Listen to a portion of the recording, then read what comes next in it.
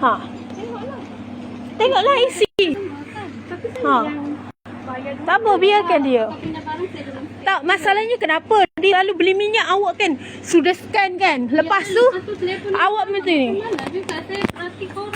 Ha, perhati je. Kita ni beli kak, kita bukan mencuri tau. Ha, lepas tu kan minta tunjuk IC. Bagi tengok IC lesen apa. Apa tunjuk ah. Ha. Macam ni staff dia.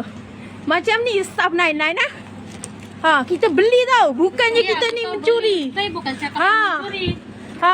Walaupun macam tu, kita bukan pakai scan tau. Yalah, saya tahu. Warga negara dibenarkan untuk scan. Yalah. Ha, tapi kenapa sampai IC? Saya tanya kenapa mesti minta IC? Ha? Kenapa selalu minta IC ha? Ha, kita dah berdaftar ni bukan senang tau. Ha? Dah tunjuk ini je lah. Apa masalah? Ha, tahulah. Ha. Kan dekat customer. Ha, iyalah.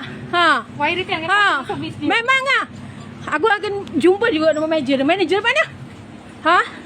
Selalu minta IC. Panggil manager awak. Panggil manager awak. Ha? Apa masalah? Ha, kita beli tau. Bos, mari bos. Sini bos. Ini ah. Kejap, bagi tengok.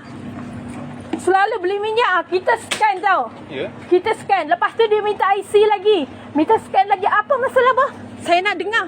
Tak. Ya, masalahnya bagi dia orang kan sama. Lepas tu telefon aku tengok macam yang sama dia telefon. Jadi aku dah tahu lah tu yang aku minta kepastian dulu IC. Salah kah aku tanya IC dia orang? IC boleh bagi kita. Dia pun dah tanya. Apa masalah? Apa masalahnya? Kenapa kita dah scan ni bos? Kalau tak ada IC tak boleh tau. Bos pun tahu berdaftar macam mana. Betul. Ha, lepas tu dia selalu minta IC. Orang lain lain tak ada tau. Lain tak ada. Baru ni hari je saya minta IC korang ya. Ha, baru memang hari ni. Sebab apa? Bila scan kan hari tu dia reject kata tak boleh reject. Kenapa kita reject? Kita scan tau. Reject sebab telefon yang sama kan korang. Telefon yang sama apa? Mai sini keluarkan telefonmu. Mai sini. Ha, ni telefon dia. Ni telefon saya. Faham tak? Faham. Agak-agak lah weh. Nak syak kita kalau kita mencuri iyalah. Kita ni daftar, kita beli. Kita scan, kita bayar. Ha?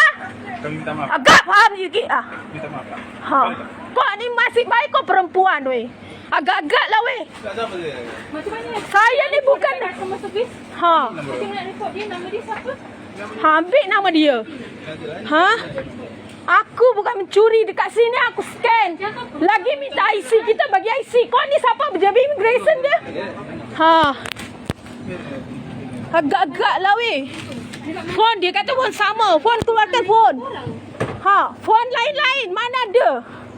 Ha, bagi ya. Ya, kami minta maaf kan. Apa masalahnya? Nak berdaftar ni bukan suka-suka tau apa? Betul. Kena lagi muka tau tak? Betul.